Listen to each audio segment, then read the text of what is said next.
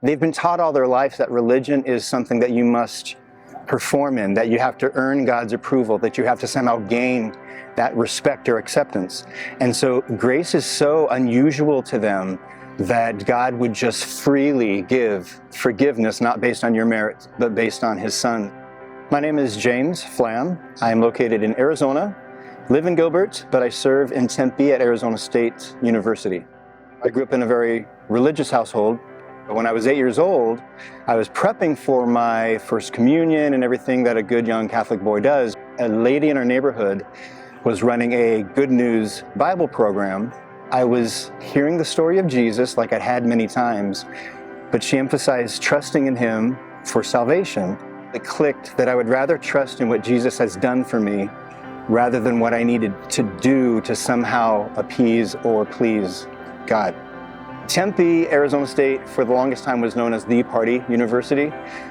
Things have changed. A new president many years ago has kind of really turned that ship around pretty well. It's now known for innovation and doing some really great things. But Tempe is still well known for a vibrant, excited, energized type of university environment. I took a trip to the Philippines, and then when I came back, God had so stirred and moved my heart that I wanted to find another opportunity to engage with internationals in some way. At our university, there is thousands of international students, so there is no limit to the students who need to hear truth, students that are truly hungry for purpose and significance and meaning. I think there's a general pushback from a student from any other worldview or culture or religion in that grace is incomprehensible. That is I think the big umbrella of pushback and challenge. And then of course you have the pushback of sacrifice of family if they were to embrace Christ, the social pressure, and a lot of just misunderstanding of what true biblical Christianity is. What I love about this ministry is that, yes, we're inviting students to come to our club activities, join us on Friday nights, have some dinner, enter into the discussion. But the power of my ministry, I think, is more not inviting them into my space, but going into their space. When you talk to them and you listen to their heartbeat, you do find that they're hungry for what God created us for, relationship and truth.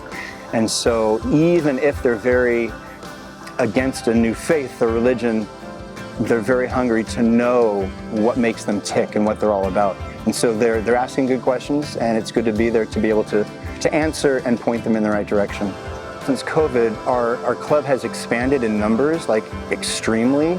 We've been blessed with hundreds who are just connecting, and that's awesome, but it's caused me personally to have many relationships, and many of them are more shallow.